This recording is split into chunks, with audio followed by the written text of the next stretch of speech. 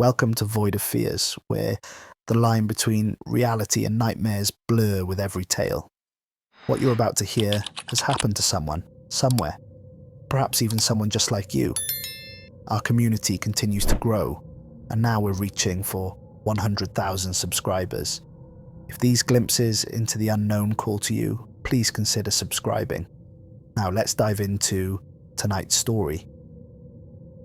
The screaming started at 2:47 a.m.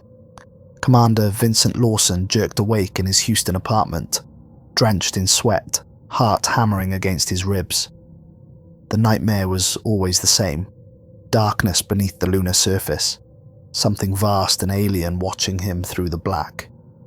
He'd been having the dreams for 3 weeks now, ever since director Philip Hammond had called him with 4 words that changed everything: "We need to talk." The screaming hadn't been his own. In the dream, it came from somewhere else, somewhere deep and hollow and wrong. A sound that no human throat could make, echoing up from chambers that shouldn't exist beneath the moon's dead surface. Each night, the dreams grew more vivid, more detailed, showing him corridors carved from lunar bedrock and symbols that hurt to look at directly. Now, sitting in the pre-dawn darkness of Conference Room 7B at NASA's Goddard Space Flight Center, Lawson stared at photographs that made his nightmares seem tame by comparison. The room was freezing, despite the heating system running full blast, as if the very air recoiled from what lay spread across the table. His breath formed clouds in the frigid air, and frost had begun forming on the inside of the windows despite the Maryland December being relatively mild. "Jesus Christ," he whispered, his voice barely audible in the oppressive silence. The first photograph showed the lunar far side, taken during Apollo 17's final orbit. What looked like an ordinary crater-scarred landscape, at first glance revealed its secrets under closer inspection. Red circles marked specific areas near Crater Daedalus, and attached spectrograms showed radio frequency patterns that made Lawson's hands shake uncontrollably.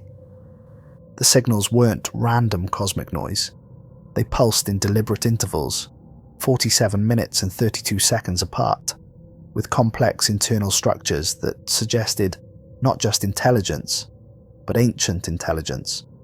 More disturbing were the timestamps. The signals had been detected during Apollo 15, dismissed as equipment malfunction. Apollo 16 had recorded them again, stronger this time, with harmonics that seemed to respond to the presence of the command module. Apollo 17 had confirmed their artificial nature and discovered something that made Lawson's blood run cold. The signals were getting stronger with each mission, as if something was awakening. Someone had been listening to these signals for 3 years without telling the crew. Worse, the signals showed signs of learning, adapting, responding to human presence in ways that suggested a disturbing level of awareness. When Hammond returned, Lawson was studying thermal imaging data that showed heat signatures emanating from beneath the lunar surface in perfect geometric patterns.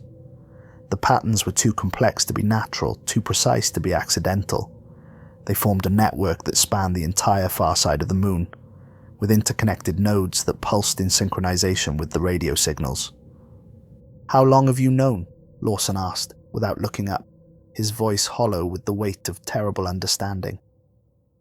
Hammond closed the door and activated a white noise generator, but also checked the walls with a small electronic device that Lawson recognized as a bug detector. "Officially, we don't know anything. Unofficially, certain individuals have been aware of anomalous readings since 1971. The decision to investigate was made at levels far above my pay grade, levels that most people don't even know exist. And you chose me because you're the only commander with both the technical expertise and psychological profile to handle what you might find up there. Also because you've been having the dreams." Hammond's eyes met Lawson's for the first time. The same dreams that 3 other astronauts had been having. The same dreams that drove Lieutenant Colonel Patricia Wells to resign from the space program last month. Lawson felt the floor drop out from under him. How do you know about the dreams? Because we've been monitoring all Apollo qualified personnel for psychological anomalies since the signals started changing in September.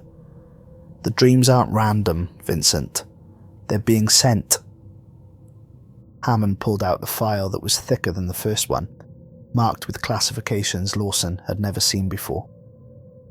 Vincent, I've been with NASA since Mercury. I've seen men walk on the moon, watched humanity take its first steps into the cosmos. I've also seen things that would shatter most people's understanding of reality. What we're asking you to do.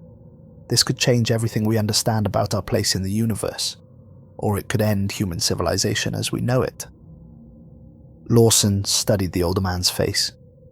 Hammond looked like he hadn't slept in weeks, and there were stress lines around his eyes that hadn't been there the last time they'd met. What exactly are you asking me to do? Apollo 18 launches in 3 days. The public story is a routine geological survey, our final mission to the moon before focusing on Earth orbit operations. The real mission is to investigate the source of these signals and determine if they pose a threat to future lunar operations. Hammond paused, seeming to age before Lawson's eyes. There's more. Our deep space tracking stations have detected similar signals from other locations in the solar system. Mars, Europa, Titan, Enceladus, even some of the outer moons of Jupiter and Saturn. Whatever's on the moon, it's not alone. It's part of a network. A network of what?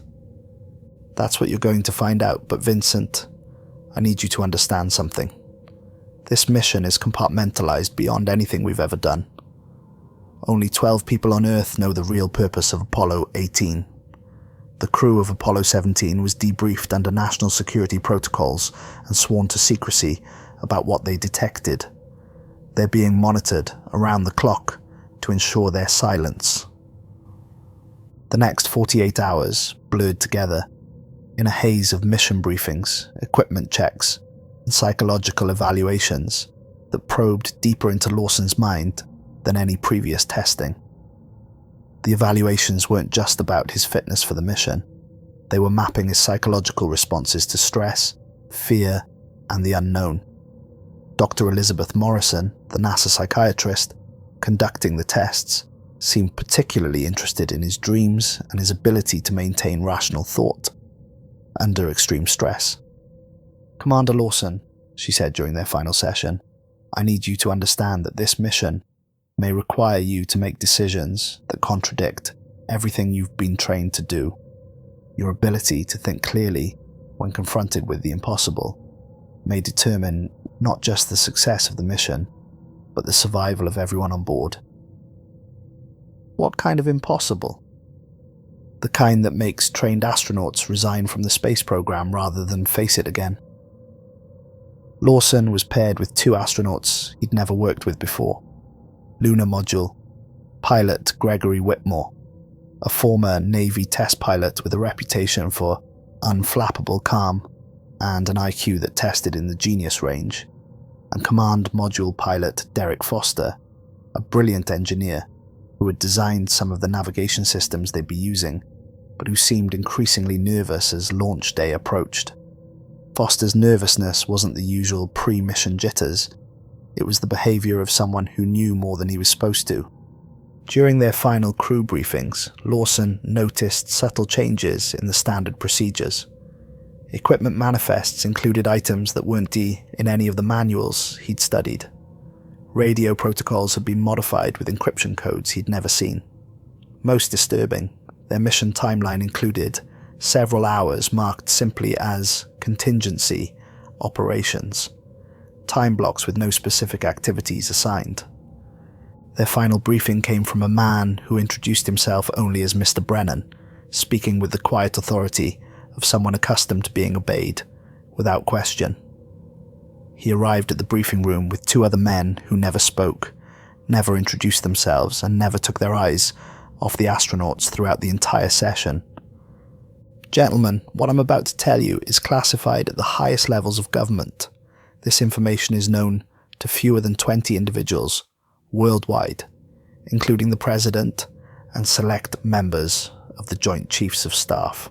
Apollo 18 carries equipment that doesn't officially exist, manufactured by contractors who have been compartmentalized to the point where no single individual understands the complete system. Brennan activated a wall display that showed technical specifications for devices Lawson didn't recognize. If you encounter anything that confirms our suspicions about the signal source, you are authorized to use any means necessary to gather intelligence. However, if the situation becomes untenable, your primary directive is to return to Earth with whatever data you can collect. Secondary directive is to ensure that no information about your discoveries reaches unauthorized personnel. Foster raised his hand with a tremor Lawson hadn't noticed before. What kind of situation would be considered untenable? Brennan's expression didn't change, but something cold passed behind his eyes. The kind where continuing the mission would compromise national security or endanger human civilization. The kind where the survival of the human species takes precedence over scientific discovery. Are you saying we might encounter hostile forces?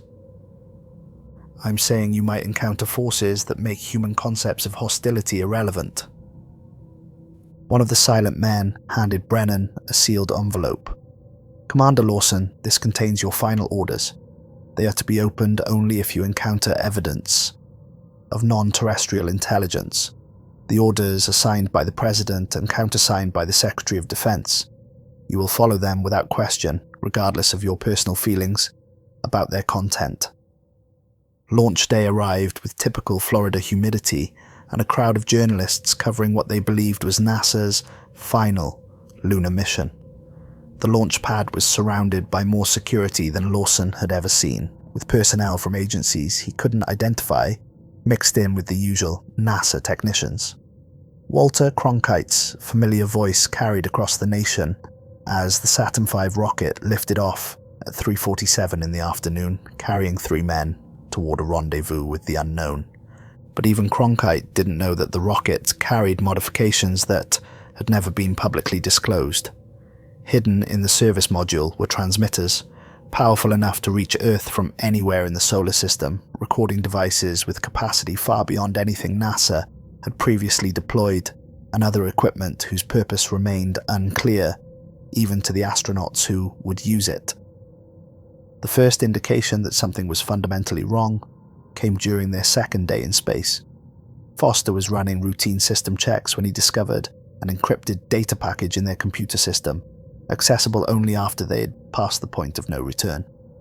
The package had been uploaded during the final countdown, hidden in a routine navigation update. "Vincent, you need to see this," Foster said, his voice tight with barely controlled panic. His hands were shaking as he operated the computer interface. The data package contained high-resolution photographs of the lunar far side, taken by unmanned probes that had never been publicly acknowledged. The images showed the same geometric heat patterns Hammond had shown Lawson, but with terrifying clarity. Perfectly circular formations, too precise to be natural, scattered across the lunar surface like a vast network of interconnected nodes. "Jesus Christ," Whitmore breathed, studying the images with the analytical mind that had made him one of NASA's top test pilots. "How many are there?" Lawson counted the marked locations, his heart sinking with each new discovery. 47 visible sites, maybe more on the near side that we haven't detected yet. "That's not the worst part," Foster said, his hands shaking as he operated the computer. "Look at the timestamps on these photos." The images dated back to 1962, 5 years before the first manned Apollo flight. Some of the probes had been taking photographs for over a decade, documenting changes in the lunar surface that suggested the underground network was growing, expanding, becoming more active with each passing year.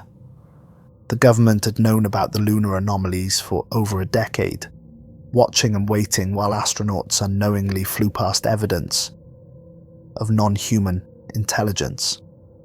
Every mission had been monitored, not just for its scientific objectives, but for signs that the watchers were responding to human presence. "There's more," Foster said, his voice barely above a whisper. "The computer has records of all Apollo missions, including classified debriefings from crew members. Vincent, Apollo 11 detected anomalous readings, but dismissed them as equipment malfunctions. Apollo 12 recorded electromagnetic interference near the landing site that couldn't be explained. Apollo 14 photographed light patterns on the far side that NASA classified immediately." Why wasn't this information shared with subsequent crews? Because the readings were getting stronger with each mission. Each crew reported more anomalies, more unexplained phenomena. Apollo 15 was the first to detect the regular signals. Apollo 16 confirmed they were artificial. Apollo 17. Foster paused, his face pale with fear. Apollo 17 discovered that the signals were responding to their presence, changing frequency and intensity based on the spacecraft's position and activities. As they approached lunar orbit, the signals became audible through their communications equipment. Not the clean electronic tones Lawson had expected, but something that vibrated through the spacecraft's hull like a vast heartbeat. The sound was felt as much as heard, a rhythmic pulsing that seemed to synchronize with their own heartbeats and created a sense of unease that went deeper than conscious thought. The signals weren't just radio transmissions, they were complex harmonics that seemed to affect the human nervous system directly. Lawson found himself having difficulty concentrating when the signals were strongest, and Whitmore reported experiencing vertigo and disorientation during the most intense bursts. Foster's psychological state deteriorated rapidly as they entered lunar orbit. During their first pass over the far side, he pressed his face against the window and began muttering prayers under his breath, his eyes wide with terror. "Derek, what is it?" Lawson asked, though he was beginning to see it himself. "The lights, Vincent. Look at the lights." Below them, the lunar surface glowed with a faint luminescence that had nothing to do with reflected sunlight. Patterns of light pulsed across the landscape in waves, converging on their target coordinates near crater Daedalus. But it wasn't just random light.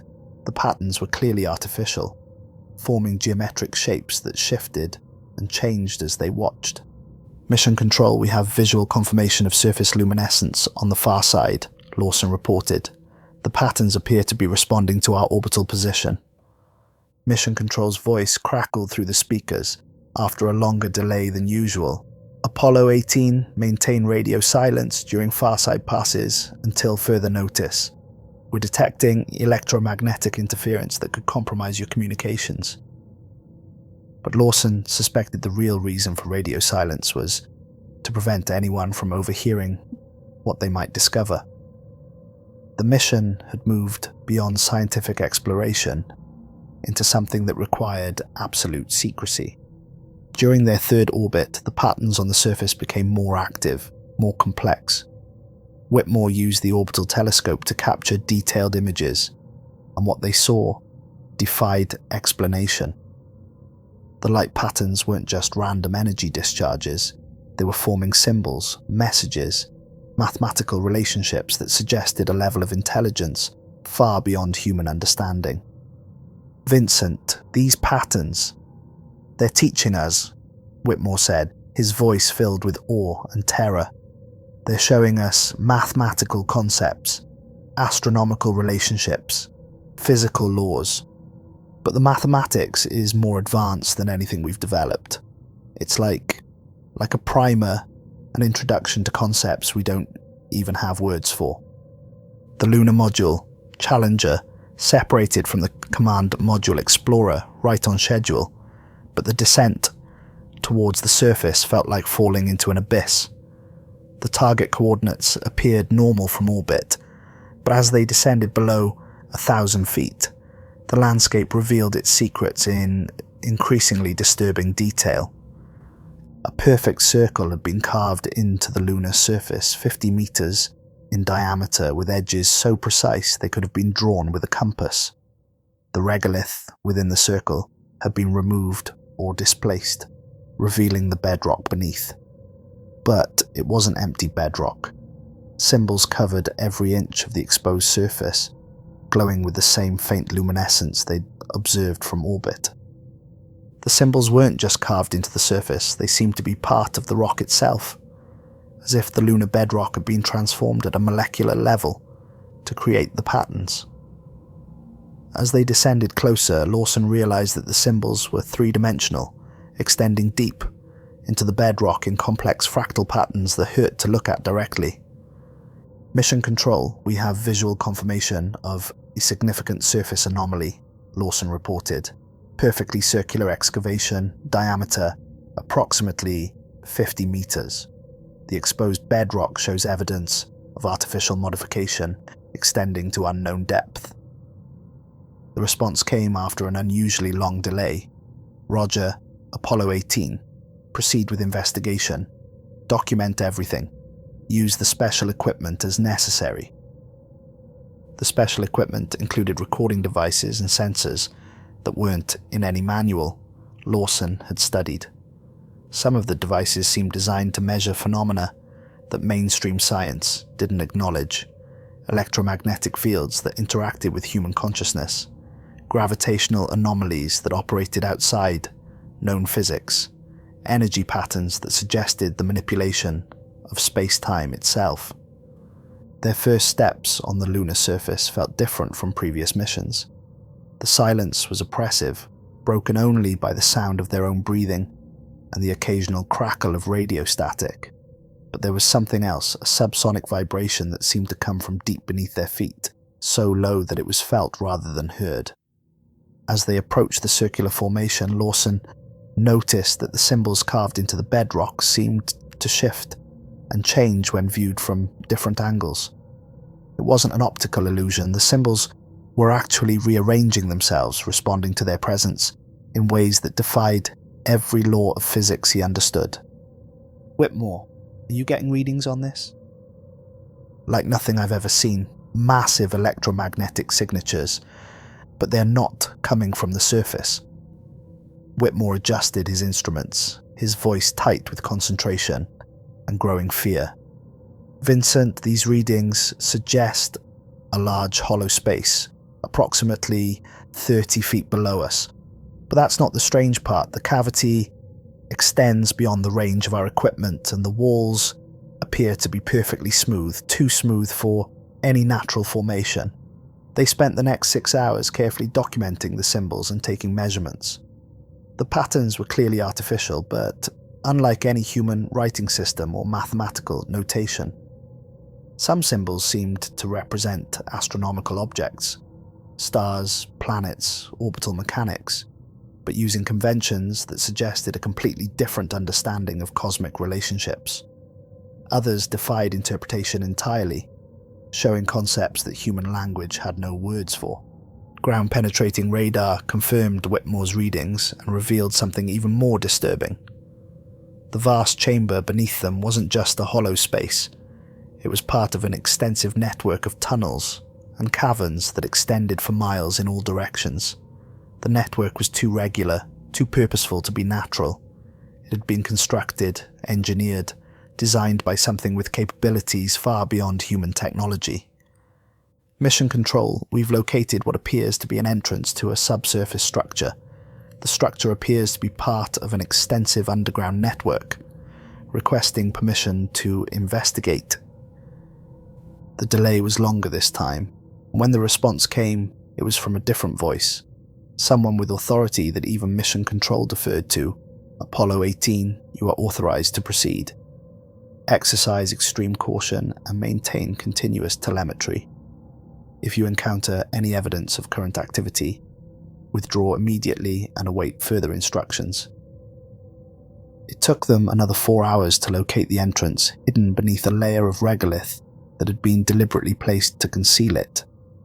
The regolith wasn't random debris. It had been carefully arranged in patterns that would look natural from orbit, but which concealed sophisticated engineering beneath. They found a rectangular opening cut into the lunar bedrock with surgical precision. The entrance was exactly wide enough for 2 astronauts in full suits, as if it had been designed specifically for human exploration. The implications of that design choice were too terrifying to contemplate. "That's not possible," Whitmore said, staring at the entrance with the analytical mind that refused to accept impossibilities. How could something buried on the moon be designed for human access? How could anything know the dimensions of our pressure suits? "Maybe it wasn't designed for us," Lawson replied, though he didn't believe his own words.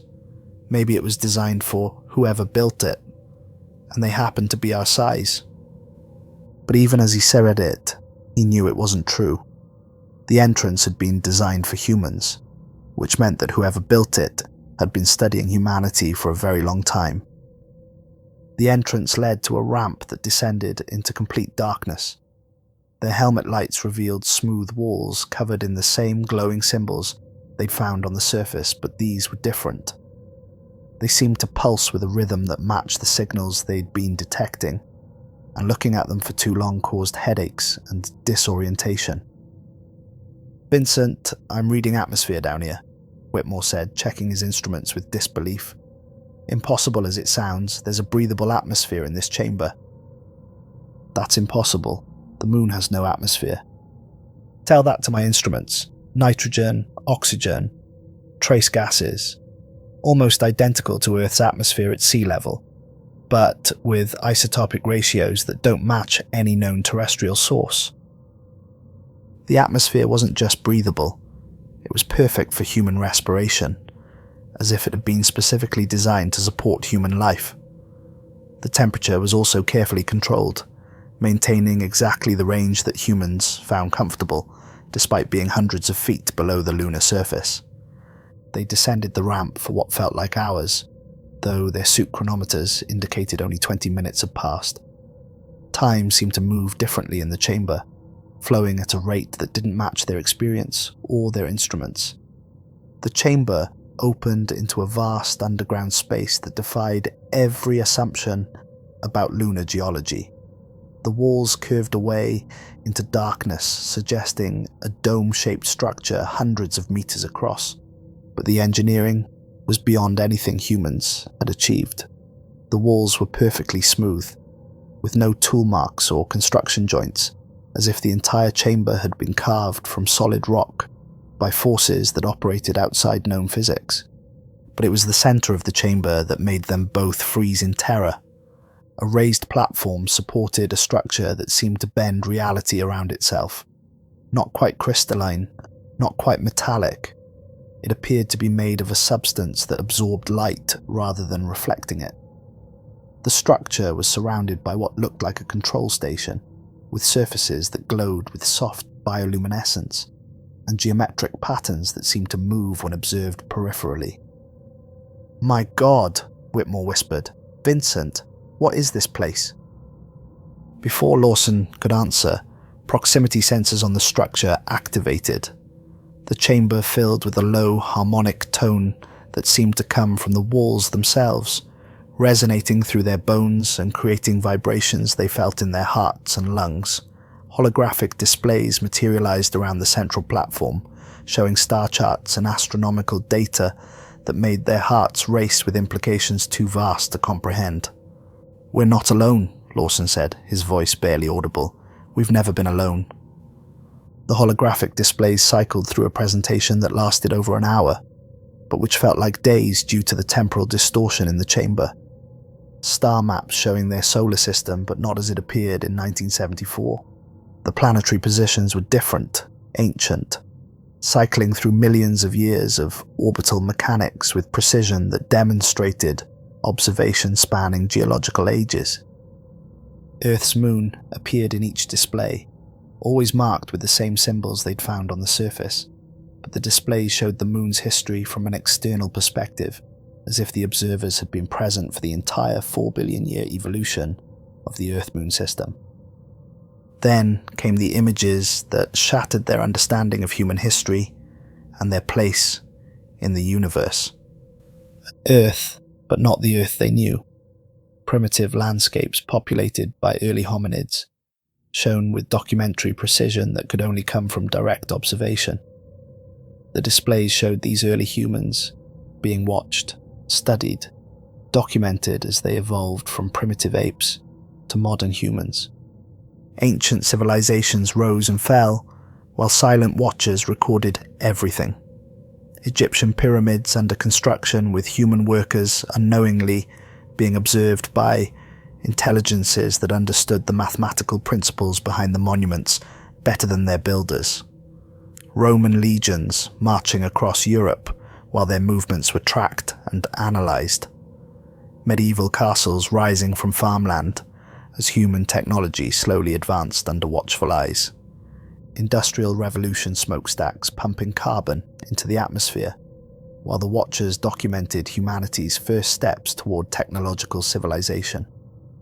Modern cities growing like organisms across the landscape, their development patterns analysed and predicted with frightening accuracy. "It's been watching us," Lawson whispered. "For millions of years, something has been watching us evolve, studying our development, documenting our progress toward what?" The final sequence of images made his blood run cold. NASA facilities under construction shown in detail that could only come from close observation. Rocket launches captured from impossible angles, as if the observers had been present at every significant moment in human space exploration. Astronaut training, mission planning, even conversations that were supposed to be classified, all of it recorded, analysed, understood by intelligences that had been monitoring humanity's progress towards spaceflight. Their own launch 3 days ago, recorded from a vantage point high above Earth's atmosphere, showing details of their spacecraft that weren't visible from the ground. The watchers hadn't just observed their mission, they had been expecting it. "Foster, do you copy?" Lawson's radio suddenly crackled to life, pulling him back to the immediate reality of their situation. "Vincent, thank God. We've been trying to reach you for hours. How long have you been down there?" Lawson checked his chronometer, confused by what he saw. According to their suits, they'd been in the chamber for 8 hours, but Foster's timeline suggested they'd been out of contact for over a day. Time distortion in the chamber was more severe than they'd realised. "Derek, we need you to contact Mission Control. Tell them we found something that changes everything we thought we knew about human history." "I can't do that, Vincent. I've been in contact with them the whole time. They know exactly what you found down there. They've been monitoring your suit telemetry, your biometric data, even your conversations. Everything you've seen has been recorded and transmitted to Earth in real time." The truth came in fragments over the crackling radio. Foster had been receiving encrypted communications from Earth throughout their surface operations. The facility beneath crater Daedalus wasn't a discovery, it was a destination. Apollo 18 had been specifically designed to investigate the site, equipped with data collection equipment that didn't officially exist, and recording devices that transmitted on frequencies not found in any public technical manuals. "You were sent to download whatever intelligence you could gather," Foster explained, his voice heavy with the weight of betrayal and fear. "The government has known about these sites for years.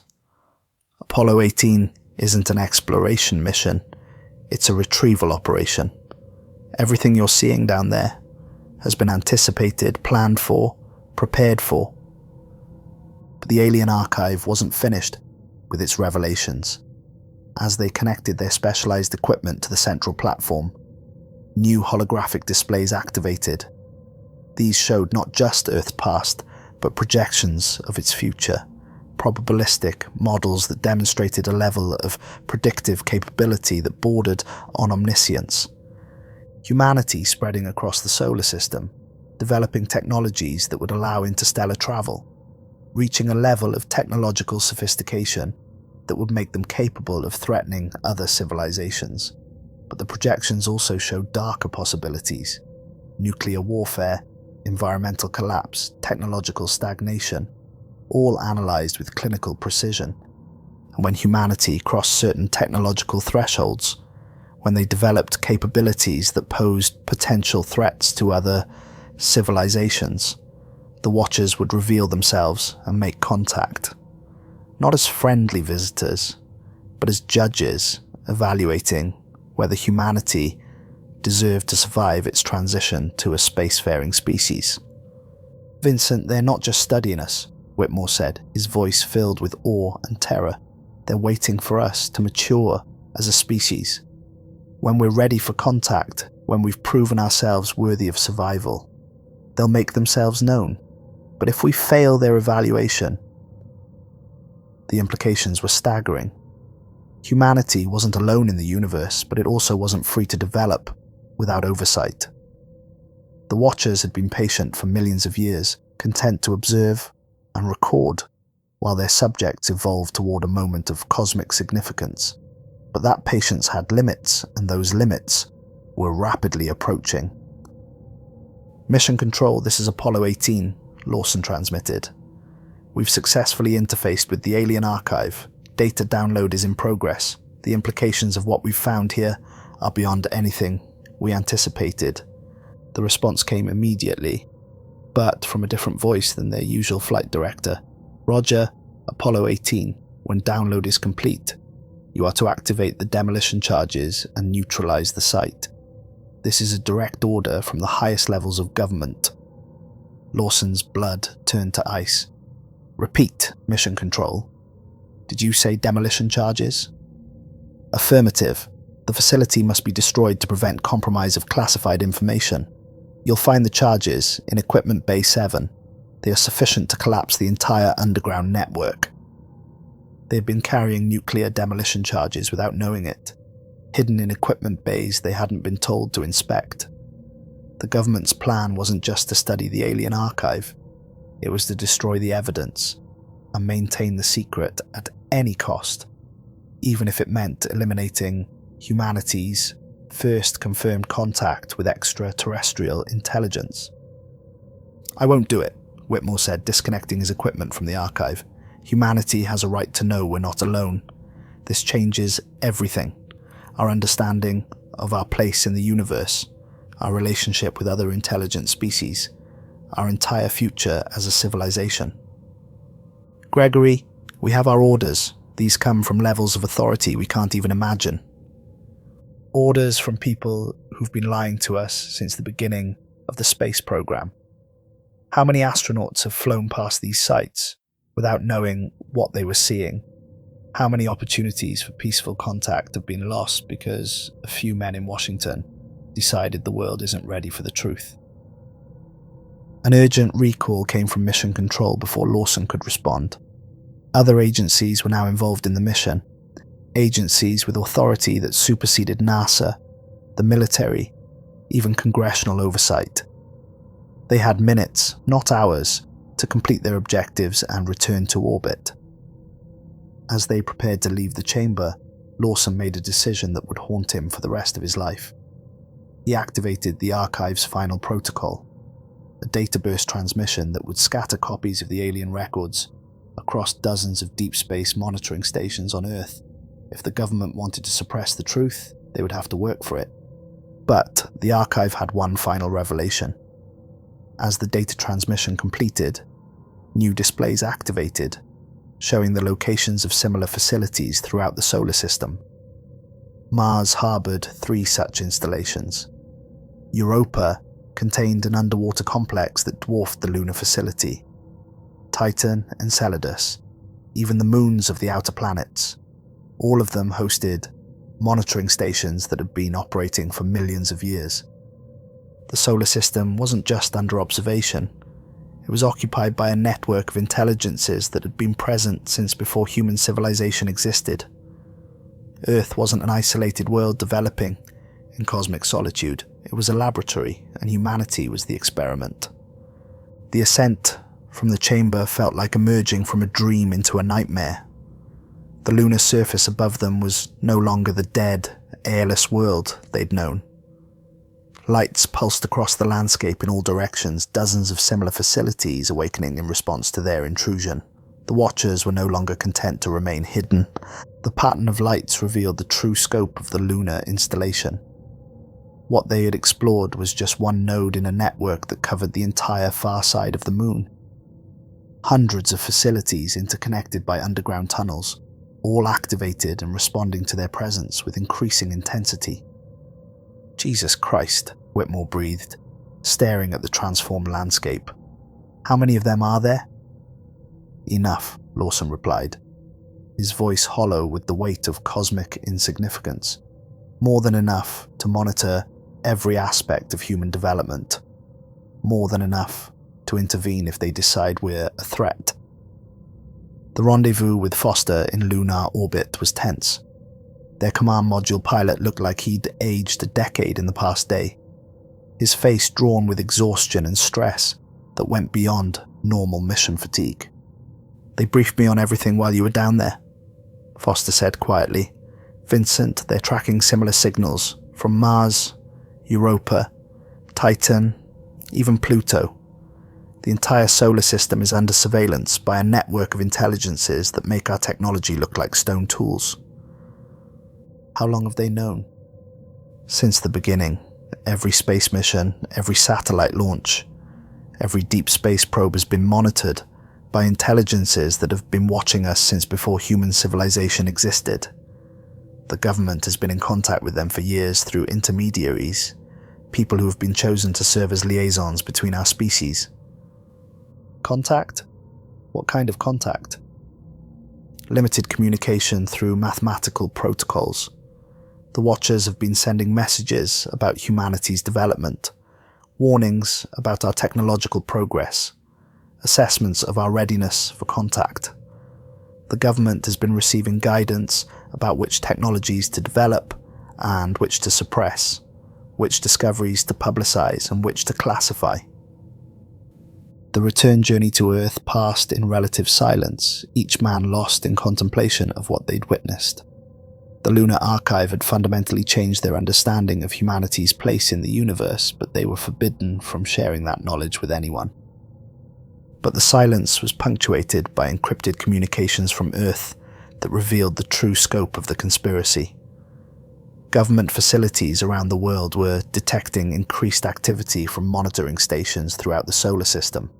The Watchers were preparing for something, and that something was related to humanity's approaching technological threshold. When they splashed down in the Pacific Ocean, they were immediately transferred to a military vessel rather than the usual recovery ship.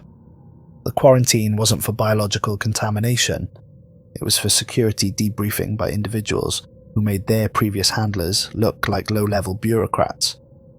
The debriefing lasted 6 weeks, conducted in an underground facility that didn't appear on any government organisational chart. The facility was vast, extending deep into the earth, with levels dedicated to technologies that officially didn't exist and research programs that were never publicly acknowledged. Every detail of their mission was dissected, analysed and classified beyond top secret. They were sworn to secrecy under national security protocols that carried life imprisonment as the minimum penalty for violation. But more disturbing was the revelation that they weren't the first astronauts to undergo such debriefing. "Gentlemen," said the man who had introduced himself only as Control, "what you discovered on the moon is not an isolated incident. We have been aware of extraterrestrial monitoring for decades. The decision to investigate was made because the signals have been changing, becoming more active, more sophisticated. The Watchers are preparing for something, and we believe that something is related to humanity's approaching transition to a truly spacefaring civilization." "Preparing for what?" Lawson asked. "We believe they're responding to our technological advancement. Every major breakthrough in space technology has triggered increased activity from the monitoring stations. The Apollo program, satellite communications, deep space probes, plans for space stations and Mars missions. All of it has been noticed and recorded by intelligences that have been evaluating our progress for millions of years. Control activated a wall display showing radar tracks from around the world. These are unidentified aerial phenomena detected by our military installations over the past year. The frequency and sophistication of these encounters has increased dramatically since Apollo 11. Whatever is watching us is becoming more bold, more direct in their observations." "Are they hostile?" Whitmore asked. "Unknown. But they've had millions of years to harm us if that was their intention. The fact that they've remained hidden suggests they're waiting for something specific. Our analysts believe that something is humanity's transition to a truly spacefaring civilization, the point where we become capable of reaching other star systems and potentially threatening other civilizations. And when that happens, we make contact, whether we're ready or not, and based on their assessment of our readiness, they'll either welcome us into some kind of galactic community, or they'll take steps to ensure we don't become a threat to other civilizations. Control activated another display, showing projected timelines for human technological development. Based on current progress, we estimate that humanity will achieve interstellar travel capability within 50 to 100 years. That's when the Watchers will make their final assessment of our species. The monitoring stations aren't just observing us, they're collecting data for a judgment that will determine humanity's future in the cosmos. The display showed various scenarios, each more terrifying than the last. Peaceful integration into a galactic community, but only if humanity demonstrated sufficient wisdom and restraint. Quarantine to our solar system, with monitoring stations ensuring we never developed true interstellar capability. Or worst of all, active intervention to prevent humanity from becoming a threat to other civilizations.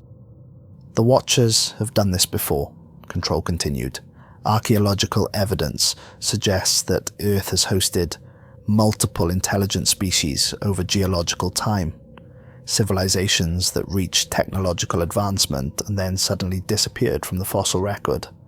We believe they were evaluated and found wanting. Lawson felt the weight of cosmic responsibility settling on his shoulders. You're saying humanity is being tested, and the outcome determines whether our species survives? More than that. The outcome determines whether our species is allowed to survive beyond our solar system.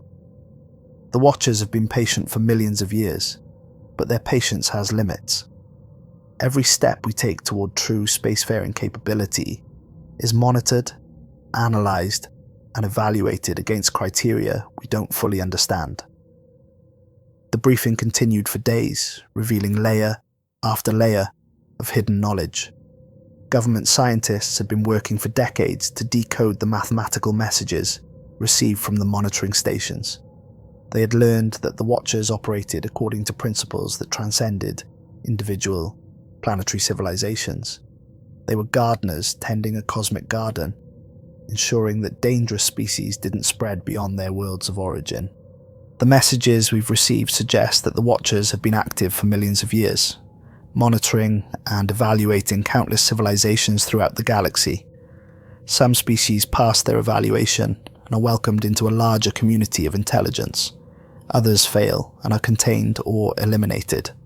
The criteria for passing seem to involve not just technological capability, but wisdom, restraint, and the ability to coexist peacefully with other forms of life.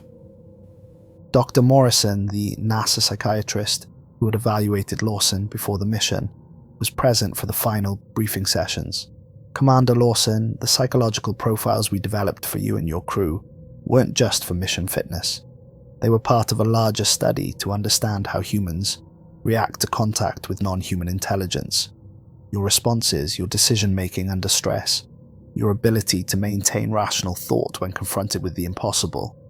All of it is being analysed to help us understand how humanity as a whole might react to open contact. How many people know the truth? Whitmore asked. Fewer than 100 worldwide, Control replied. The information is compartmentalized to the point where most government officials don't know the complete picture. The president knows there's non-human intelligence monitoring Earth, but not the full scope of the evaluation process. Congressional leaders know we've detected artificial signals from space, but not that we've made direct contact with monitoring installations. What about other countries? The Soviet Union has detected similar signals and has their own contact protocols. The Chinese have discovered monitoring stations on the far side of the moon using their own lunar probes. The major spacefaring nations are all aware that something is watching us, but none of them have the complete picture. International cooperation on this issue exists at levels that transcend normal diplomatic relations. On February 3rd, 1975, NASA announced the cancellation of the Apollo program due to budget constraints and shifting national priorities. The public accepted the explanation with resigned disappointment. After all, they'd been to the moon 6 times. How much more was there to learn? But the real reason for the cancellation was far more complex. The monitoring stations had responded to human presence with increasing activity. Each Apollo mission had triggered stronger responses. More direct observation, more obvious signs that humanity was being evaluated. Continuing the program risked accelerating the evaluation process before humanity was ready for the consequences. Vincent Lawson was reassigned to the Space Shuttle program, ostensibly to help design reusable spacecraft that would make space access more economical. In reality, he spent his days ensuring that future missions would be designed to avoid the monitoring stations scattered throughout the solar system. Every mission plan was carefully analysed to minimize contact with the watchers, while maintaining the appearance of normal space exploration. The Space Shuttle program itself was a carefully crafted compromise. Human spaceflight would continue, but confined to Earth orbit where the watchers had shown less interest. Deep space exploration would be limited to unmanned probes that could be programmed to avoid sensitive areas or, if necessary, destroyed remotely if they discovered something too dangerous to report. Every night Lawson would stand in his backyard and look up at the moon, knowing that hundreds of feet below its surface, alien archives continued their patient vigil. The same moon that millions of people saw as humanity's greatest achievement was actually evidence of their cosmic oversight. Humanity's reach for the stars was being monitored, judged, and potentially limited by intelligences that had been old when Earth was young. The Watchers were still there, still waiting, still deciding humanity's fate, and every subsequent space mission carried the weight of that knowledge. The Space Shuttle program, the International Space Station, the Mars rovers, all of it conducted under the watchful eyes of intelligences that could end human civilization with a thought. Over the years, Lawson noticed subtle changes in government space policy that reflected the hidden reality of humanity's situation. Missions were designed with curious restrictions that made no sense from a purely scientific perspective. Certain orbits were avoided without public explanation. Deep space probes followed flight paths that seemed to deliberately avoid particular regions of the solar system. When the Voyager probes were launched in 1977, their trajectories were carefully calculated to avoid known monitoring stations in the outer solar system. The famous Golden Record carried messages intended not just for unknown civilizations, but for specific intelligences that NASA knew were already watching. The record contained mathematical sequences and astronomical data that served as responses to messages Earth had been receiving for years. In 1981, Lawson received a classified briefing about the Columbia disaster. The official cause was a foam strike on the wing's leading edge, but the classified analysis revealed something more disturbing. Columbia had been carrying experimental equipment designed to detect and communicate with monitoring stations. The equipment had activated during re-entry, sending signals that triggered a response from watchers in Earth orbit. The spacecraft's destruction wasn't just mechanical failure, it was a warning. The lesson was clear. Humanity's space activities were being monitored more closely than ever, and any attempt to actively contact the Watchers would be met with increasingly direct responses. In 1997, he received a call from a former colleague at NASA. The Cassini mission to Saturn had detected artificial signals from the vicinity of Enceladus, signals that matched the frequency patterns they'd found on the Moon 23 years earlier.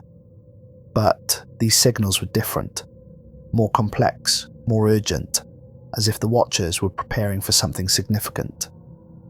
Similar discoveries were made by subsequent missions to Mars, Jupiter, and the outer planets.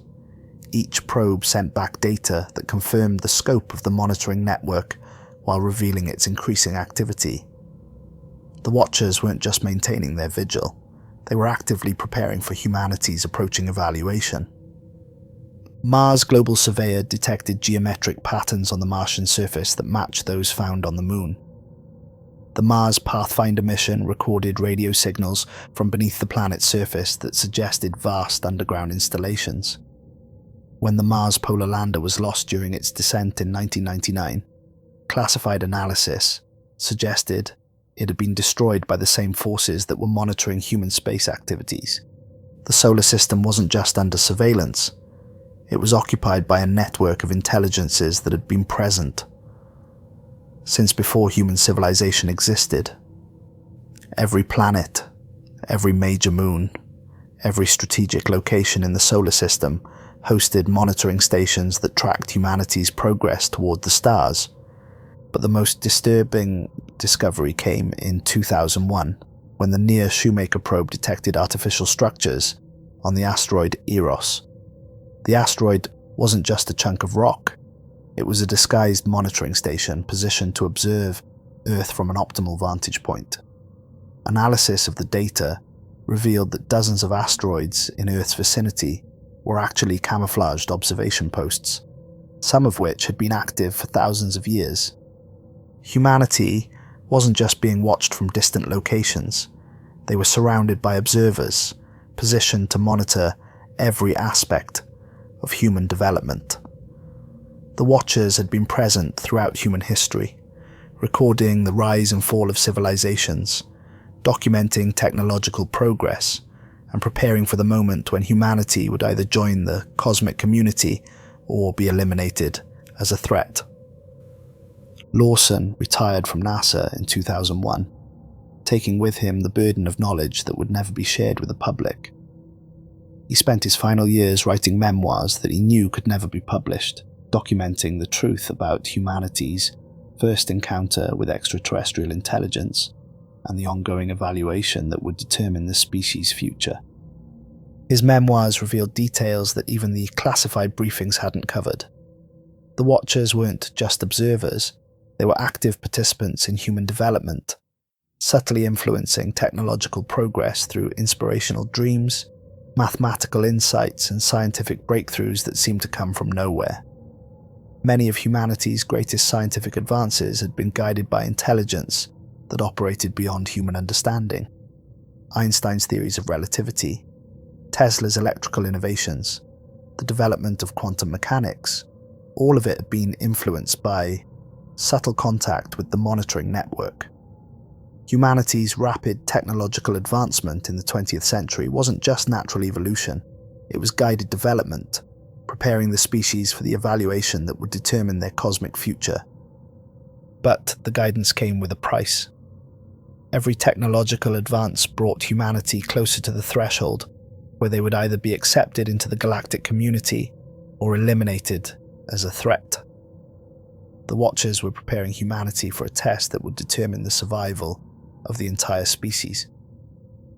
When Lawson died in 2003, his papers were immediately confiscated by federal agents and disappeared into the same black archives that held the Apollo 18 mission records.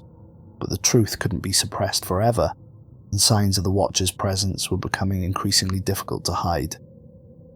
In 2004, amateur radio operators began detecting signals from the Moon that matched the patterns Lawson had recorded in 1974. The signals were stronger now, more frequent, as if the Watchers were growing impatient with humanity's slow progress towards their evaluation threshold.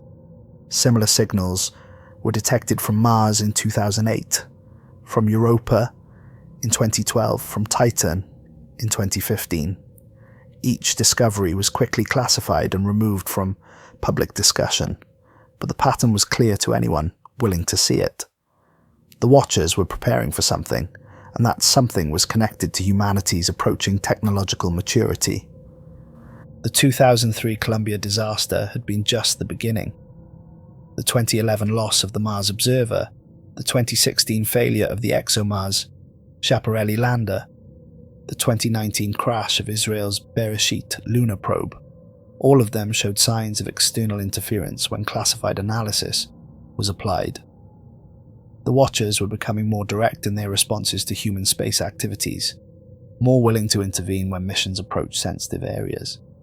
But the most significant development came in 2020, when the COVID-19 pandemic forced humanity to confront its interconnectedness and fragility.